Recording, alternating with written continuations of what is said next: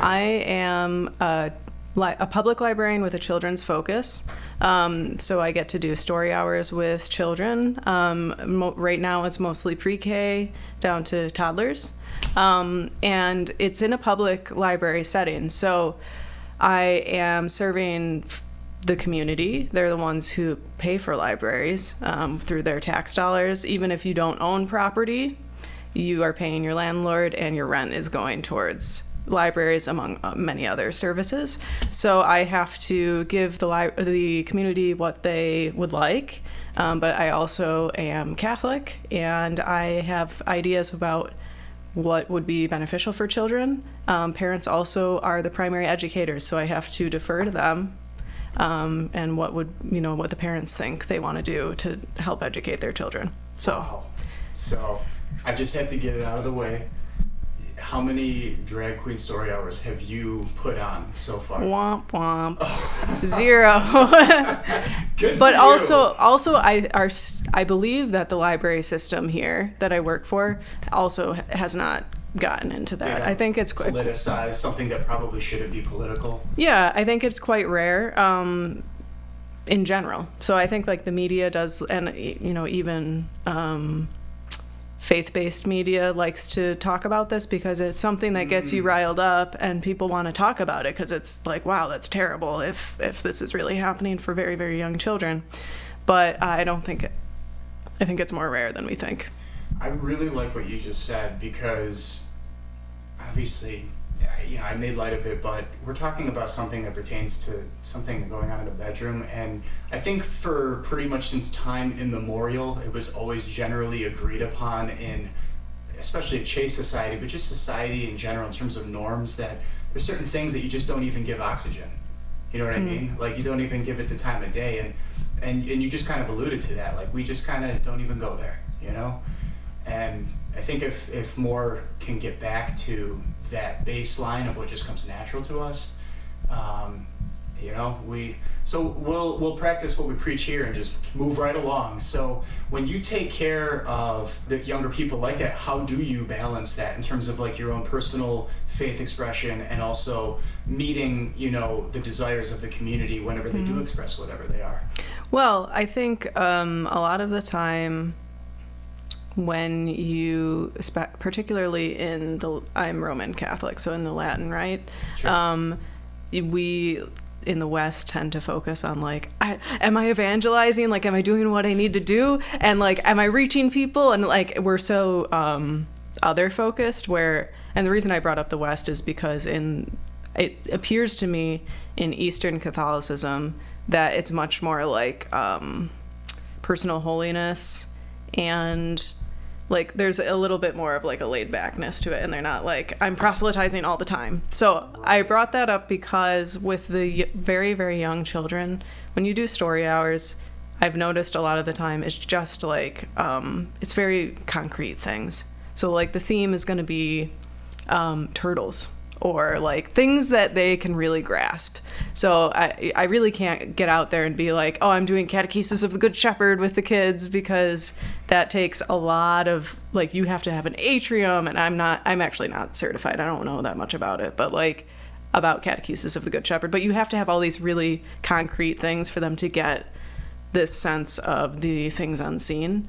And I have like 30-minute story hours, and we are going to have 2 books about some concrete subject, some puppets, some finger plays, like the Itsy Bitsy Spider is a finger play, Nice. and a craft at the end that is like, goes along with the theme. So it's much more like topics that are like the world around you.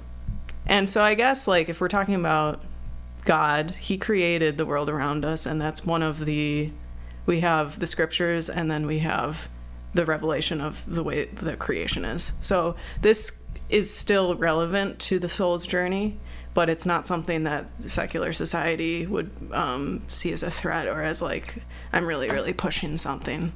And then let me bring up to our theme this last summer reading season, which just wrapped up, was All Together Now, and it was about like how do you be a good friend, and like citizenship, and Yes. character building things. And like these are things that I think we like to poo-poo secular society. Sometimes people get really focused on what's wrong, but there are a lot of things that are going well, and some of the things that are going well that we could learn from if we don't have them in our individual communities are be kind. Well, we might differ on what we think kindness is in certain situations, but I can read a story to a child about being kind and then have a concrete theme, like if it's about being courageous and standing up for people, maybe the theme is like, oh, lions, or like or my stuffed animal that is courageous and stands up for me, like some imagination components. Sure.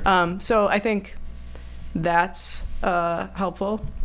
I also think that with imagination, this is really important to the Christian life.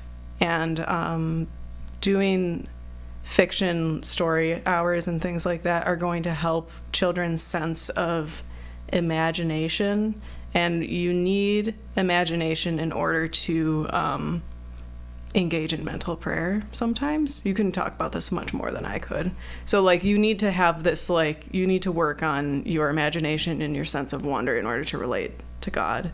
And so that like laying that kind of indignation prayer. Okay, good. So laying that kind of groundwork for people who are like being raised by atheist parents or Muslim parents. I have a lot of Muslim kids actually, and all sorts of people in this particular community I'm serving. So Awesome. all kinds of families. So yeah, you just like lay that groundwork so that when they are searching for what is true and good and beautiful, they are equipped with the receptivity and capacity to test things and figure stuff out.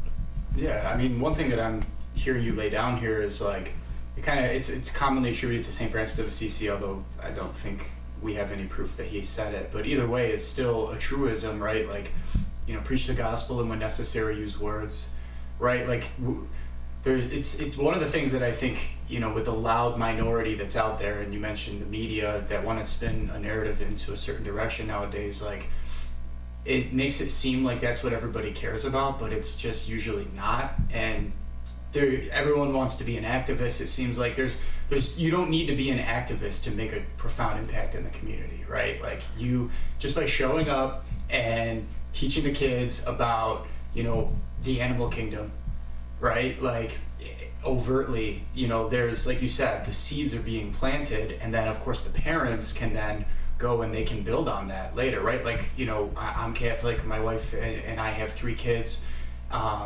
We might go to a story hour where you're providing that to the community and come home and expand upon, that animal kingdom. That's a part of God's creation, and God has a kingdom. You know what I mean? Like there's always a way to further develop based on whatever anybody's proclivities are, whatever faith practice someone might have coming through the door. Mm-hmm. Absolutely.